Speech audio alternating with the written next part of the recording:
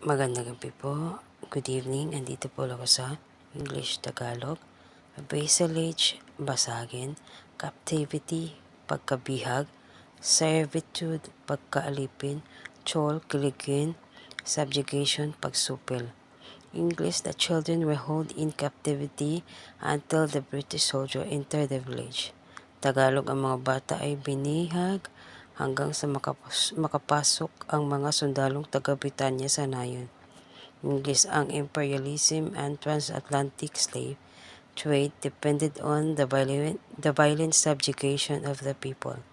Tagalog, ang imperialismo at transatlantiko na kalakalan ng alipin ay nakasalalay ng marahas na panunupil ng mga tao.